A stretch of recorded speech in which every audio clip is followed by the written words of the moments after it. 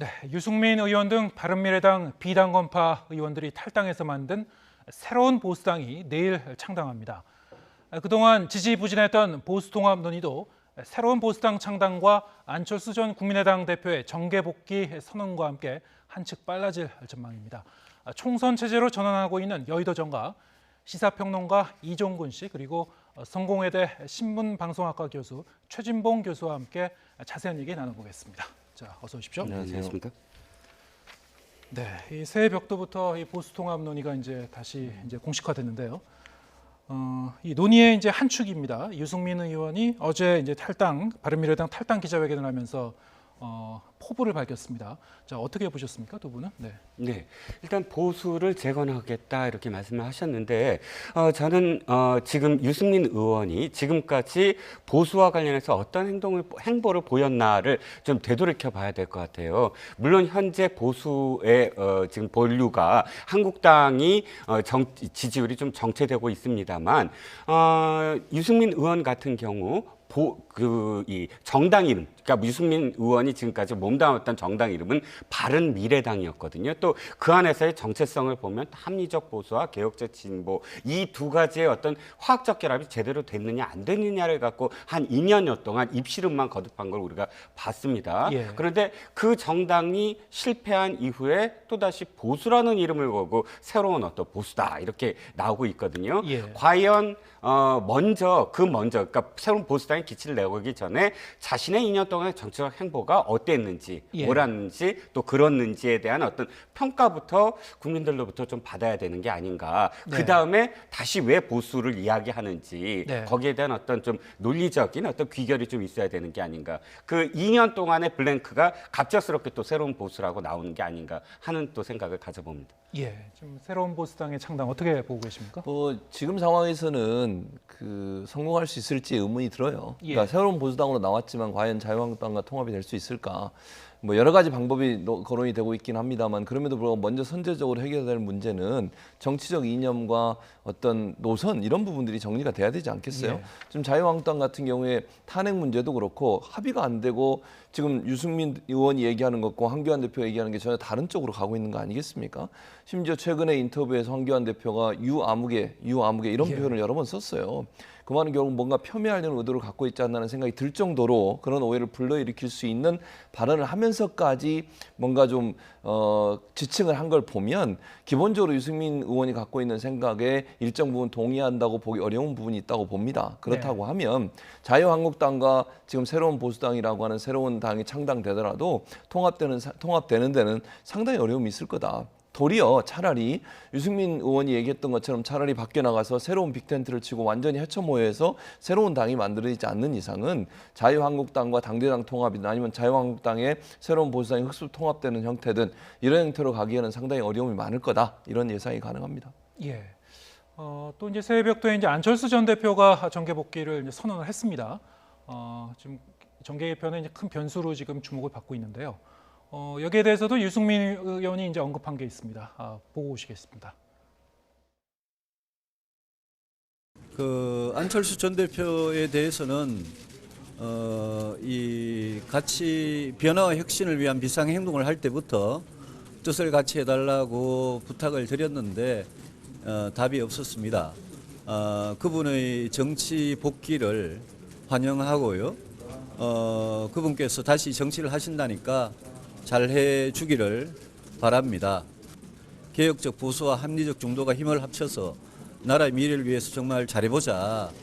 그 정신에 대해서 여전히 동의하시는지 그 정신을 여전히 갖고 계시는지 그냥 궁금할 뿐입니다. 네, 그냥 궁금할 뿐입니다. 예, 10월과 11월에 두 번 문자를 보냈다고 하죠. 이제 답이 없었다고 그러는데 안철수 전 대표 측에서도 이 새로운 보수당이라는 그 이름 자체에 좀 불편함을 갖고 있다 이런 얘기도 있고요.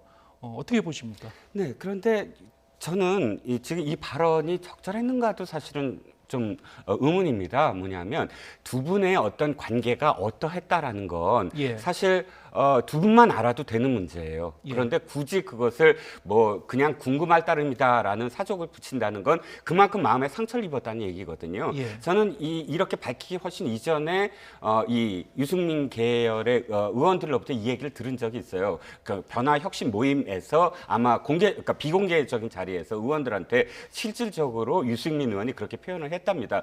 어저께도 내가 전화도 하고 문자도 했는데 안철수 의원 전 대표로부터 답이 없었다라고 이야기를 했다는 거예요. 예. 지금 무슨 이야기냐 하면 사실 그 대선 후보까지 된 두 분이 마음을 합쳐서 어쨌든 만든 정당이고 그러면 그것이 어떤 결과를 나오든 간에 서로 간에 소통도 제대로 못하는 어떤 상황이었느냐라는 것이거든요. 그러면 서로의 관계가 그렇게 악화된 건지 아니면 처음부터 전화를 해도 받지 못하는 어떤 사이였는데 그냥 정치적인 목적을 위해서 그 1+1이 그냥 2가 되는 1+1은 1이 돼야 되잖아요. 두 정당이 합쳐져서 하나의 정당이 돼야지 두 정당이 합쳐져서 두 개의 정당이 돼서는 안 되잖아요. 그런데 보여지는 모습은 2년 동안 거의 두 개의 정파가 그냥 합쳐져서 한 지붕 안에 있는 모습이었단 말이죠. 마지막까지도 전화도 안 받는 사이다. 그러면 2년 동안의 두 사람의 신뢰가 과연 어땠는지를 우리가 알 수 있는 거잖아요. 네. 그래서 어쨌든 좀 더 빨리 그러면 헤어질 수는 없었는지 그렇게 왜 2년을 보냈어야 됐는지 그러니까 그런 의문만 남는 상황입니다. 그래서 저는 유승민 의원에게 묻노니 정말로 큰 정치를 하려면 그런 발언을 하지 말 것이나 아니면 그런 어떤 사태를 만들지 말았어야 됐다. 근데 무슨 말이냐면 남 탓을 하지 말고 큰 정치는 자신의 이유, 자신의 어떤 과오 또는 반성 이것부터 먼저 선행되어야 되는 게 아닌가. 새로운 출발을 위해서는. 그래서 좀 대단히 아쉬운 어떤 그런 대목이었다라고 생각합니다. 뭐 유승민 의원이 이제 2년 전에 결혼을 잘못해갖고 고생했다고 그런 말까지 했는데 뭐 결별 수순으로 가는 건가요? 뭐 지금 상황에서는 그렇게 보여져요. 예. 왜냐하면 뭐 이렇게 두 번이나 전화를 하고 연락을 했는데 아무 연락이 없다 이런 얘기는 결국 본인의 어떤 제안에 대해서 거의 뭐 무시했다 이렇게 보여지는 거 아니겠습니까? 또 안철수 전 의원 같은 경우도 지금 상황에서 새로운 보수당에 들어가는 것도 상당히 어려울 수 있어요. 왜냐하면 뭐 이름 자체도 지난번에 이름 나올 때 처음에 그런 의사를 표명했잖아요. 본인이 직접 표명한 건 아니지만 측근을 통해서 표명한 게 보수당이라는 이름이 들어간 이상 가기가 어렵다. 왜냐하면 안철수 전 대표는 계속 주장했던 게 중도예요. 극중이라고까지 얘기한 정도로 중도 성향을 계속 보이려고 노력을 했었고 그게 본인이 가야 될 정치적 방향이라고 계속 얘기를 했는데 보수 쪽이 기울게 되면 결국 본인의 확장성은 줄어들 수밖에 없는 것이기 때문에 제가 볼 때는 안철수 전 대표가 새로운 보수당에 갈 수 있는 가능성은 낮다고 보여집니다. 뭐 가능성은 제가 아까도 말씀드렸어요. 전체적으로 큰 빅텐트라는 걸 치고 외부에 거기에 다시 헤쳐 모여서 생각을 같이 하는 사람들이 모일 수는 있겠지만 새로운 보수당에 합류할 가능성은 저는 낮다고 봅니다. 지금 여러 가지 상황들을 봤을 때. 그런 상황이라고 한다면 안철수 대표가 선택할 수 있는 것은 뭐 그리 많지 않을 거라고 보여지고요. 뭐 예컨대 바른미래당에 지금 남아있는 당권파들과의 어떤 그 합류, 뭐 협력 이런 부분은 생각해 볼 수 있을 텐데 그건 전제 조건은 분명히 있습니다. 손학규 대표가 지금 대표자를 내놓지 않겠다고 지금 주장을 하고 계시거든요. 이 문제가 정리가 안 되면 사실 들어가기가 어려운 부분이 있어. 이 문제도 선결 조건이 되지 않는 이상은 안철수 대표가 거기 들어가는 것도 좀 어려움이 있다 이런 생각이 듭니다. 네. 뭐 이제 손학규 대표가 지금 말씀하셨다시피 물러날 뜻이 없다고 지금 그 뜻을 밝혔고 안철수 전 대표가 이제 페이스북에 올린 글을 보면은 외로운 길일지라도 가야 할 길은 가겠다. 뭐 독자 노선을 지금 암시했다고 봐야 될까요? 뭐 어떻게 지금 전망하십니까?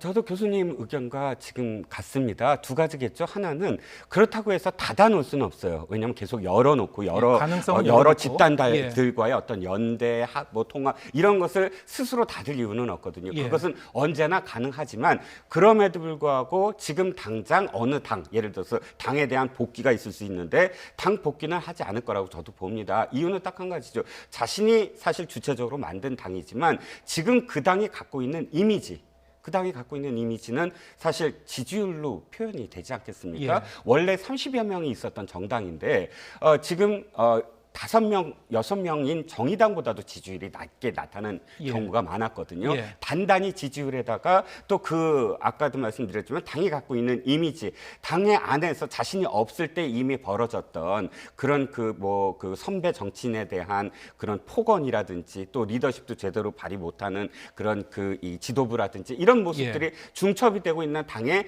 다시 복귀해서 그 당을 새로 만든다? 그럴 이유가 없죠. 왜냐하면 총선을 앞두고 있으니까. 물론 비례대표 자신을 지지하는 자신의 계열의 의원이 다 비례대표 5명인데 비례대표라고 하더라도 이 당을 계속 존속할 이유가 없죠. 총선 직전이니까. 그렇다면 새로운 그런 이 깃발을 내거는 것이 훨씬 자신한테는 유리할 테고, 그래서 아마도 외로운 길이라는 건 자신이 깃발을 들고 제3의 길을 한번 모색을 해보겠다라는 선언일 것 같고요. 예. 한 가지 또한 생각이 드는 건 어쨌든 기존의 정당에서 그 현역 의원인데 공천을 받지 못하는 의원들 에 대해서 사실 우리 언제나 총선 과정에서 지켜보지 않았습니까? 예. 새로운 정당들이 생기다든지 아니면 이합 집산이 일어나는 가장 큰 이유가 현역 의원들이 나와서 그러니까 이 공천을 받지 못했을 때 만들어지는 그런 이합 집산을 많이 봤기 때문에 네.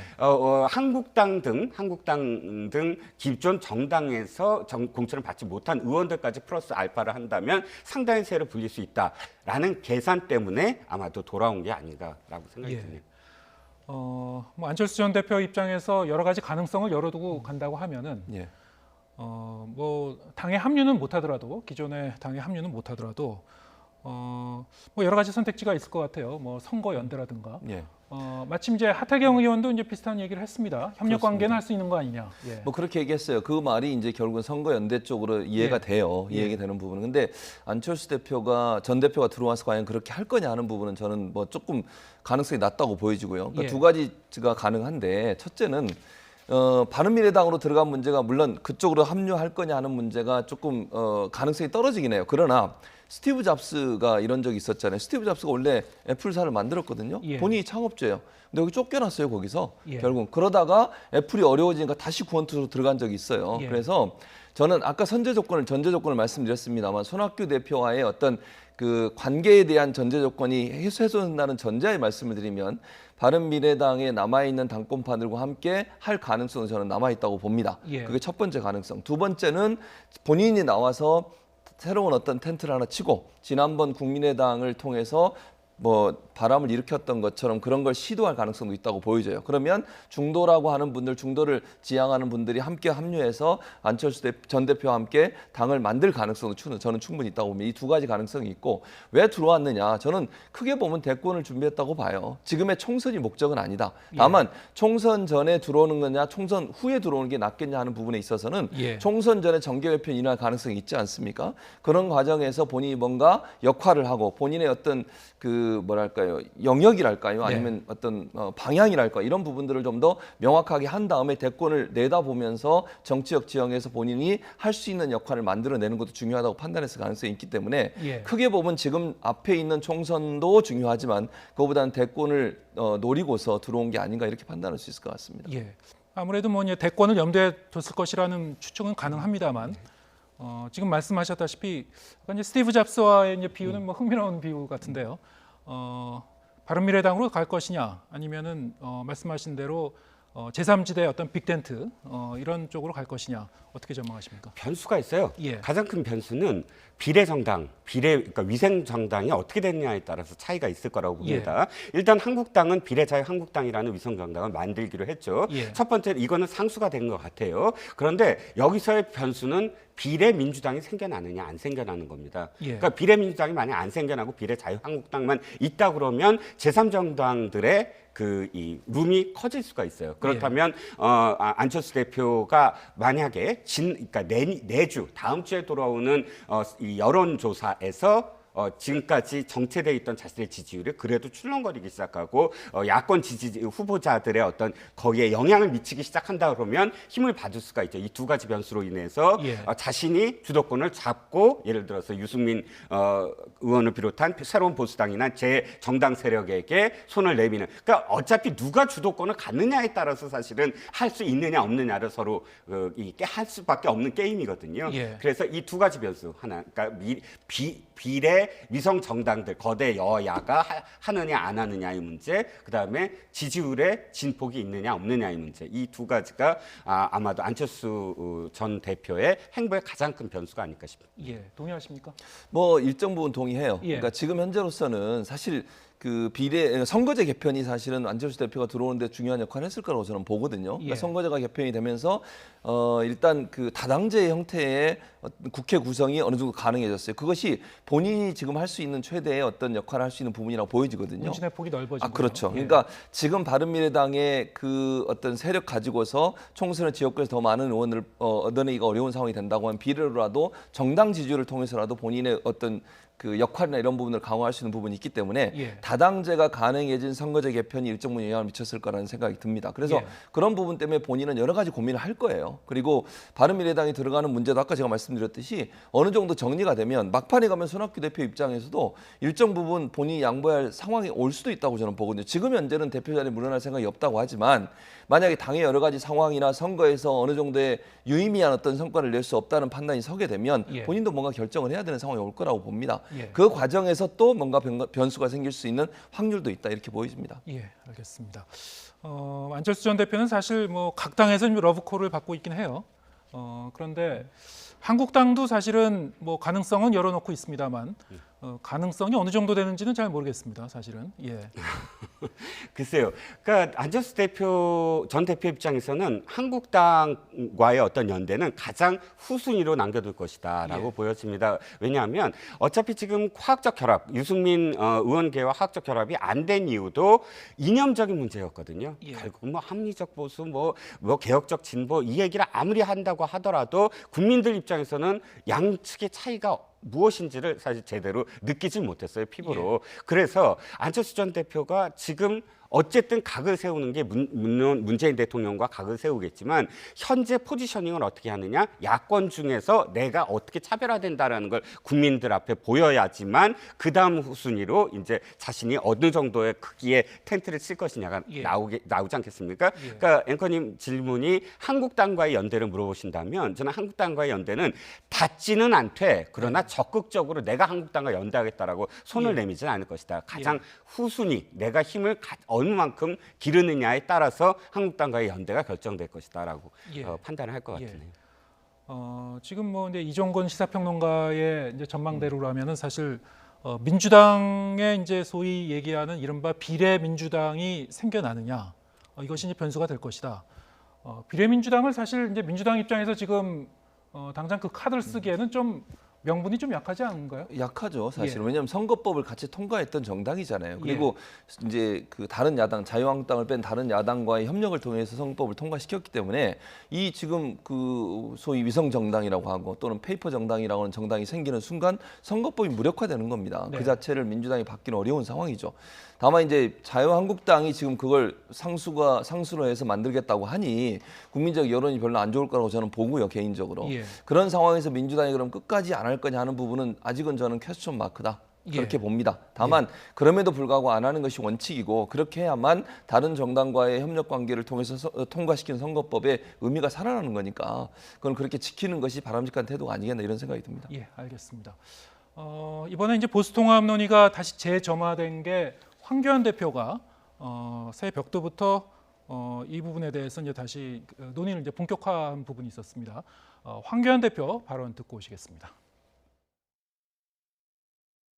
문재인 정권의 심판을 위해서는 모든 자유민주 세력이 통합추진위원회라고 하는 통합열차에 승차해 주실 것을 당부를 드립니다. 저는 어떤 기득권도 주장하지 않을 것입니다. 네, 뭐 어떤 기득권도 주장하지 않을 것이다. 현실적으로 봤을 때는 지금 이제 황교안 대표의 이제 통합 열차에 새 보수당이 좀 올라타기에는 몇 가지 난제가 계속 남아 있습니다. 특히 이제 유승민 의원이 계속 얘기하고 있는 이제 3대 보수 재건 원칙이 있죠. 네, 그렇습니다. 이제 가장 큰 건 어찌됐든 다른 것보다 탄핵이라는 문제를 어떻게 할 것이냐. 그것이 그러니까 한국당과 그다음에 유승민 의원 계열 정당, 그러니까 새로운 보수당이 갖고 있는 가장 큰 고리겠죠. 예. 그 강을 어떻게 넘느냐의 예. 문제일 텐데 결국 제가 바라보는 견지에서는 통합이란 무조건 승리를 담보로 하지는 않는다는 거예요. 그러니까 이 민주당 계열의 정당이나 한국당 계열의 정당이나 통합을 한 적은 많습니다. 그런데 통합을 해서 선거에서 승리한 적은 그렇게 많지 않아요. 즉 제가 드리는 말씀은 뭐냐면 통합의 효과, 통합을 얼마나 많이 하느냐가 중요한 게 아니라 어떻게 통합을 하느냐가 중요한 것이거든요. 유권자의 공감을 그렇죠. 얻을 공감을 만큼. 얻고 감동을 주는 것, 예. 그 스토리를 만들어내는 것이거든요. 네. 그런 과정 속에서 아 맞아 이렇게 되는 게 맞아라고 사람들이 고개를 끄덕였을 때 그 결과물에 대해서 고개를 끄덕이는 것이지 예. 인위적인 어떤 통합은 어떻게 보이냐면 아 서로 지분 싸움을 하는구나, 예. 서로 나눠 갖기 하는구나 네. 이렇게 보여줄 수밖에 없어요. 예. 그러니까 다시 말씀드리지만 양쪽이 지금 사실 처음 이런 이야기를 하는 건 아닙니다. 제가 알기에는 이미 박형준 전 의원 등을 중심으로 해서 예. 많이 서로 의견을 물밑에서 조율했던 것으로 알아요. 물론 중간중간에 어쨌든 좀 트러블이 있었습니다만 이미 어느 정도는 이야기를 하고 있는데도 불구하고 겉으로 이렇게 이야기가 되는 이유가 사실상 여러 가지가 있겠지만 제가 생각할 때 이것이 끝까지 통합 과정에서 탄핵을 운운하면서 그 원칙적인 부분만 계속 간다면 예. 국민들 입장에서는 그것이 중요한 게 아니거든요. 지금 그러니까 이렇게 통합해서 뭘 얻으려고 하지? 라는 의문밖에 안 들 겁니다. 예. 그러니까 다시 말씀드리지만 어떻게 통합하느냐를 양쪽 지도자들이 또 전체 보수의 지도자들이 생각하지 않는다면 예. 통합을 할 이유가 없다라고 보여지는 거죠. 예. 뭐 이렇다 보니까 이제 그 황 대표 입장에서는 유승민 의원 쪽보다는 좀 우리공화당 쪽에 좀 더 무게를 두고 있지 않은가 뭐 이런 그 분위기도 좀 감지가 되고 있습니다. 지금 상황으로 보면 그렇게 보여요. 예. 그러니까 지금의 여러 가지 행동이나 황교안 대표의 모습이나 황교안 대표가 가시는 장소나 이런 걸 보면 그러니까 새로운 보수당보다는 도리어 우리공화당 쪽에 더 가까운 게 아닌가 이런 느낌을 받는 경우가 많이 있죠. 국민들도 그렇게 느낄 가능성이 있다고 봅니다. 그건 예. 본인의 행보에 그렇게 들어있다고 봐요. 그리고 예. 탄핵 문제에 대해서도 저는 국민들이 이 부분을 자유한국당이 어떻게 보느냐가 중요하다고 생각해요. 그러니까 예. 자유한국당을 지지하거나 자유한국당에 표를 주려는 분들은 과연 이 문제를 어떻게 정리하느냐도 중요하다고 저는 보거든요. 예. 탄핵 문제를 은근슬쩍 넘어가려고 한다고 하면 저는 국민적 심판을 또 받을 거라고 봅니다. 예. 이 문제는 명확하게 선을 그어야죠. 예. 자유한국당이 뭐 어떤 자세를 갖고 어떤 모습으로 갈지 하는 부분. 예. 근데 이걸 그냥 뭐 두루뭉실 아무것도 뭐 없었던 일처럼 이렇게 넘어가려고 하는 순간 국민들은 자유한국당에 대한 신뢰가 떨어질 거라고 저는 봐요. 책임 있는 대한 정당으로서 모습을 보이려면 변화된 모습을 보여줘야 되잖아요. 그러니까 탄핵을 지나오면서 있었던 여러 가지 일들에 대해서 지금 현재 황교안 대표께서 자주 하시는 그 정광훈 씨가 하시는 이런 집회에 가셔서 하신 발언들을 보면 탄핵을 과연 인정하는 건가 이런 의문이 들 정도의 발언들을 많이 하세요. 그런 부분들이 결국은 본인의 어떤 정체성보다 당의 전체적인 정체성을 보여주는 하나의 시금석이 될 수도 있기 때문에 그것이 도리어 저는 부메랑이 돼서 부정적인 영향을 미칠 것이다. 그래서 저는 이 부분은 뭐 유승민 의원이 주도하는 새로운 보수당의 통합도 문제지만 전체적으로 국민 앞에 더 어떤 그 표를 더 많이 얻고 또 국민 앞에 신뢰받는 대한정당으로 서기 위해서는 이 부분에 대한 명확한 선긋기가 반드시 이루어져야 한다 이렇게 생각을 합니다. 현실적으로 이제 우리공화당과의 통합에도 뭐 당내에 탄핵 찬성파가 없어야 된다는 게 우리공화당 측의 이제 입장이니까 네. 현실적인 또 난점이 있군요. 그 네, 부분도. 그렇죠. 그런데 우리 공화당 내부도 지금 갈등이 있는 걸로 압니다. 예. 현역 의원이 두 분이지만 두 분이 지금 생각이 다른 것 같아요. 그래서 두 분 사이에 있었던 당직자가 굉장히 입장이 지금 곤란해지는 어떤 상황이고 예. 돌이켜 보면 한쪽에서는 한국당과의 어떤 통합을 원하는 거고 한쪽에서는 독자 행보를 원하는 거고 그래서 우리 공화당이 두 명의 현역 의원입니다만 사실 어떻게 될지 모르는 것이고요.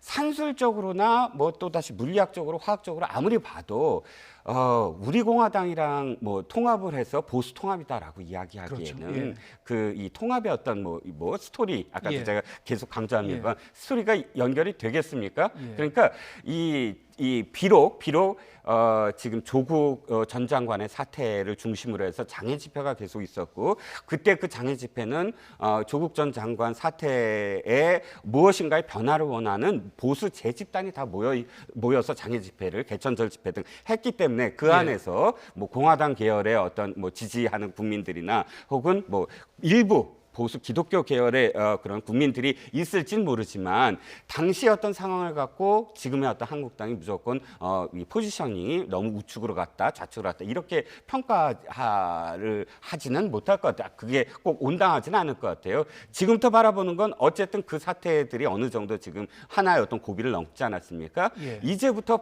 정말로 한국당의 황교안 대표 체제가 흔들리지 않으려면 내부에 어떻게 정말 공언한 대로 50%의 지금 현역 의원의 물갈이를 어떻게 할 건지 또 어떻게 새로운 사람들이 영입할 건지 그것을 보여주면 되는 것이거든요. 그렇기 네. 때문에 좀 더 그 문제는 이념적으로 이렇게 재단할 것이 아니라 지켜봐야 될 문제가 아닌가 싶습니다. 예. 얼마나 좀 진정성 있는 쇄신의 모습을 보여줄 것인가 이제 그게 관건일 것 같습니다. 민주당의 이제 총선 채비도 이제 빨라지고 있는데요.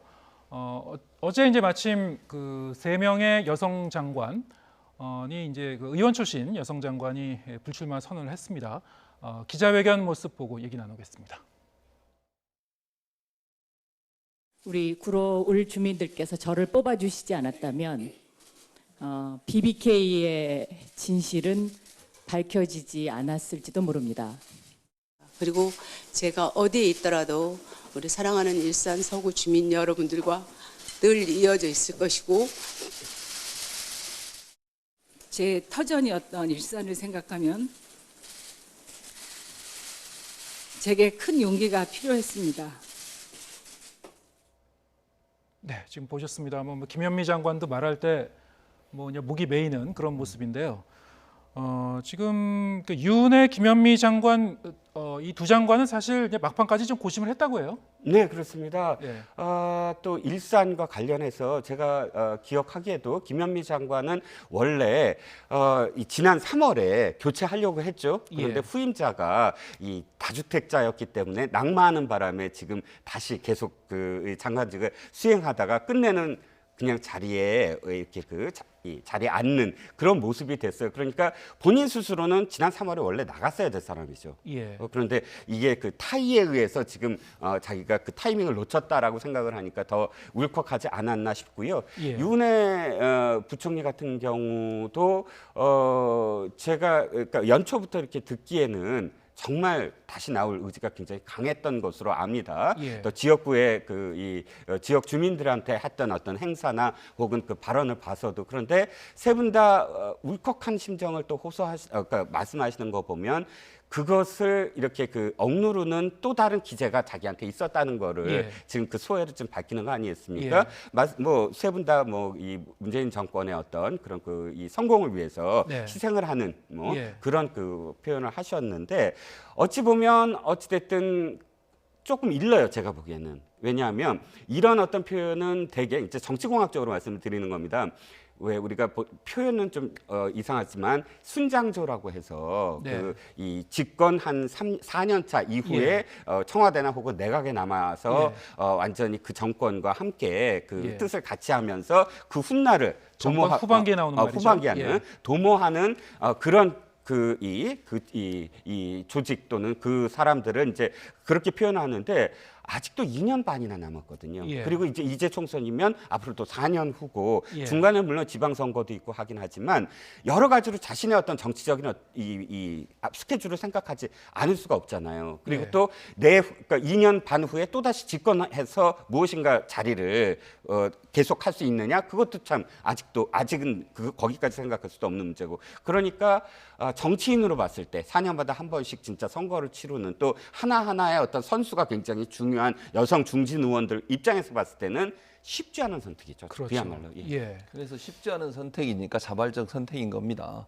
예. 제 말, 저 무슨 말이냐? 그러니까 제 타이적이라고 하는 줄 말은 알았습니다. 예. 그러니까 순장조라는 표현도 저는 상당히 부적절하다는 생각이 들고요, 개인적으로. 어쨌든 2년 반이나 남았는데 본인이 지역구를 포기하고 장관을 남겠다고 하는 것은 예. 순수하게 정말 문재인 정부의 성공을 위해서 본인이 할 수 있는 일을 하겠다는 의지라고 저는 봐요. 이게 정치적으로 뭐 차후에 자기가 또 뭘 하고 그 뒤에 무슨 자리로 가고 이런 이해관계가 따졌다면 남아 있겠습니까? 그냥 출마하시겠죠. 정권과의 어떤 그 조율이나 이런 거 없이 자발적으로 그럼요. 결정했을 저는 것이다. 그렇게 생각해요. 그러니까 예. 물론 대통령께서 간절히 요청했을 수도 있다고 봐요. 그러나 예. 그렇다 하더라도 본인이 정말 정치적 계산을 했다고 하면 예. 그렇다 하더라도 출마를 하는 게 맞죠. 그러나 그럼에도 불구하고 문재인 정부가 성공하는데 본인이 필요하다는 부분에 대해서 개인적인 공감이 있었기 때문에 저는 남아 있었다고 생각을 해요. 예. 이게 뭐 정권 말기도 아니고 이제 2년 반이나 남아 있는 상태에 이런 결정을 할 수 있었다는 것은 정말 순수한 본인들의 의지가 작용했을 가능성이 저는 높다고 봅니다. 지금 뭐 유은혜, 박영선, 김현미 이 세 명의 장관이 사실 지역구에서 이제 발로 뛰면서 자기 지역구를 이제 개척한 그런 케이스이기도 하고요. 자기 지역구에 대해서 하여튼 뭐 애정이 남다를 것 같은데 그럼에도 불구하고 불출마 선언을 한 그 배경을 두고는 일반적인 관측은 사실 이 정권의 어떤 그 후임자 그 발굴에 대한 부담감 이런 것이 좀 작용하지 않았을까라는 것이 일반적인 관측인 것 같습니다. 네, 아니 저도 교수님 의견에 저쪽으로 동의합니다. 예. 그 정도의 어떤 그 심성을 가지신 분들이라고 전제를 하고 그래서 제가 정치공학적으로 좀 풀어보자라고 말씀을 드린 거고요. 일산 문제는 좀 그래요. 솔직히 말씀드리면 김현미 장관이 만약에 출마를 했다고 했을 때 이게 그냥 한 사람의 그 뭐 출마해서 선수를 올리느냐 안 올리느냐가 아니라 예. 이 김현미 국토부 장관의 이 지금 부동산 정책과 관련해서 사실은 완전히 상징적인 인물이 돼버렸잖아요. 예. 그리고 하필이면 또 그 3기 신도시 때문에 예. 일산 지역구 구민들에게 원성을 사고 있는 어떤 상황이에요. 예. 그러다 보니까 사실 정권의 부담도 전 됐을 것 같아요. 그러니까 여러 가지 고려 중에 하나가 마치 뭐 이 김현미 의원으로 돌아가서 만약 그 이 선거에서 졌을 때 예. 봐라. 야당에서 당연히 그렇게 공격할 수밖에 없거든요. 봐라, 예. 부동산 정책에 대해서 실패했다고 이렇게 뭐 지역구 선거이긴 하지만 예. 그렇게 지금 프레임이 걸어질 가능성도 있거든요. 그런데 이 부동산 정책이야말로 노무현 정부 시절에 사실은 이 종합부동세 세 때문에 정권이 흔들린 적이 있지 않겠습니까? 네. 이 정부가 가장 자랑하면서도 꼭 지켜야 될 그럴 이 정책이다라는 게 지금 문재인 정부의 어떤 평가라면 예. 여러 가지 그런 의미도 좀 고려된 게 아닌가. 그런 부담도 적용이 되는 게 아닌가 저는 싶습니다. 그렇게는 보지 않아요. 왜냐하면 만약에 김현미 지금 장관이 출마 안 하고 예. 다른 분이 출마했더라도 만약에 지역 정서가 말씀하신 것처럼 3기 신도시에 문제가 있다. 그럼 심판하겠죠. 예. 김현미 장관이 후보자로 나온다는 심판을 하고 다른 사람이 후보로 나간다는 심판 안 하고 그런 상황은 아니라고 봐요. 예. 만약 그 지역에 있는 분들이 국토부에서 하는 여러 가지 정책이 문재인 정부의 정책이라고 판단했을 것이고 예. 그렇다면 여당의 후보로 나온 모두 다가 다 영향을 받는 거죠. 단순히 김현미 장관이 나오면 그렇게 될 거니까 그분이 배제된 것처럼 그렇게 단정적으로 얘기하는 건 저는 맞지 않다고 보고요. 예. 그건 국민이 선택하고 판단할 문제라고 봐요. 그게 누가 나가든 여당 후보로 나가는 순간 정부에 추진한 정책과 일정 부분 연관돼 있기 때문에 예. 그게 영향을 미치는 것이지 김현미 장관이 나가느냐 안 나가는가 당선에 중요한 영향을 미친다고 보지는 않습니다. 예, 뭐 하여튼 뭐 이런저런 해석이 나올 수 있는 것 같고요. 지금 이제 그 이들 장관으로 공석이 된 지역구가 공교롭게도 이제 다 수도권에 있습니다. 예, 수도권에 있고 일단 이제 서울 용산 진영 장관의 지역구인 서울 용산 그리고 박영선 장관 지역구인 서울 구로을 여기에 대해서는 이제 좀 물망에 오르는 이제 후보가 좀 있고요. 그리고 김현미 유은혜 장관 지역구에 대해서 이제 막판까지 고심을 하다 보니까 아직은 뭐 뚜렷한 그 후보군이 떠오르고 있지 않은 것 같습니다. 네. 예, 예. 자, 원래 이제 그 공천은 전략 공천하고 예. 경선이 있지 않습니까? 예. 근데 야당은 전략 공천을 주로 합니다. 예. 왜냐하면 야당은 절박하기 때문에 이 경쟁력이 있는 후보를 내야 된다라는 이유로 전략 공천을 주로 하는데 네. 여당은 사실 안 그렇거든요. 자꾸 경선을 하고 민주적이어야 된다 하고 자꾸 예. 해야 되는데 이해찬 대표가 당대표가 되면서 굉장히 강경하게 물갈이를 할 것이다. 여당답지 않게. 여당은 원래 공신들도 많고 하기 때문에 물갈이 폭이 적을 수밖에 없어요. 예. 한데 그럼에도 불구하고 굉장히 많이 물갈이를 할 것이다. 그리고 예. 전략 공천에 대해서도 굉장히 많이 언급을 했어요. 그렇기 때문에 그 이유는 뭐냐면 지금 청와대에 있던 사람들 지금 이 언론에 지금 보도되는 것만 해도 초기 청와대에서 이 지역구로 지금 나가려고 털을 가고 있는 사람만 30에서 50명 가까이 된다고 예. 하거든요. 이 사람들이 그럼 어디로 갈 것인가요? 그러니까 공교롭게도 지금 언급되고 있는 3명의 여성 의원들이 네. 친문은 아니에요. 박영선 예. 의원도 대표적인 비문이고 박영선 의원 아까 눈물을 흘렸지만 그 당시에 비대위원장 할 때 예. 친노로부터 굉장히 비판을 받고 눈물을 흘리면서 비대위원장을 그만둔 그 눈물이 예. 기억이 나거든요. 예. 또 사실 추미애 법무장관 지금 여기는 안 나왔습니다. 예. 추미애 법무부 장관도 당 대표는 했지만 대표적인 비문이죠. 그러니까 윤해 의원 민평양계예요. 김근태 의원 계고 그러다 보면 결과적으로는 물론 지금 다 내각에 있지만 비문 계열 의원들을 내각에 오게 하면서 자신의 어떤 청와대 출신들을 다 꽂아 넣으려고 하는 게 아니냐라는 네. 당내의 소리도 있거든요. 지금 박영선 그 장관 지역구에는 이른바 이제 문재인의 남자로 불리는 이제 윤건현 청와대 이제 국정상황실장이 이제 그 후보군으로 이제 들어가 있고요. 네, 그렇죠. 그리고 용산 같은 경우는 권혁기 전 춘추관장이 그런 그렇죠. 되고 있죠. 예. 그런데 뭐 저는 이렇게 생각해요. 그 전체적으로 용산이든 구로든 아니면 고양이 두 개가 나오는 거거든요. 지금 네. 4개 자리가 나오는데 경쟁자가 있으면 당연히 경선하겠죠. 저는 예. 그렇게 보고요. 뭐 이게 청와대 출신을 꽂는다 이런 표현은 저는 적절하지 않다고 봐요. 그러니까 누구든 나오면 경선을 치러야 되면 경선을 치러야 돼. 정말 전략공천 물론 위원회도 있습니다. 관리위원회도 예. 필요한 지역에 전략공천을 할 수 있겠죠. 최소화하는 게 저는 맞다고 보고요. 가능한 경선을 통해서 공정하게 경선해서 누가 더 경쟁력 있는 후보인지를 밝혀내고 그리고 나서 그분들이 나가야 되는 것이죠. 저는 예. 그게 민주적인 정당의 정책이라고 생각을 하고 예. 저는 그렇게 할 거라고 봅니다. 어떤 형태로든 만약에 뭐 청와대에서 근무했다는 경력만 가지고서 그분이 전략 공천을 한다. 물론 그런 분이 한두 분 있을 수는 있겠죠. 뭐 전혀 없다고 볼 수는 없을 겁니다. 그러나 그렇게 가는 것 자체가 국민의 비난을 받을 수도 있어요. 그래서 예. 저는 만약에 경선을 요구하거나 그 지역에 다른 후보들이 예비 후보를 띄고 있거나 아니면 준비를 하고 있는 상태에서 그걸 전혀 무시할 수는 없는 상황이기 때문에 가능한 한 경선으로 가서 경선을 통해서 정말 올바른 방법을 통해서 선출된 사람들이 후보로 예. 나가는 거 예. 그런 정책으로 갈 가능성이 있다고 봅니다. 뭐 사실 뭐 일산도 전략공천 얘기가 나오고 있습니다만 뭐 좀 교수님 말씀하신 것대로 경선으로 가는 게 바람직하다. 예, 어떻게 될지 잘 지켜봐야 될 것 같습니다. 네, 시사평론가 이정군 씨 그리고 성공회대 신문방송학과 최진봉 교수와 말씀 나눴습니다. 고맙습니다.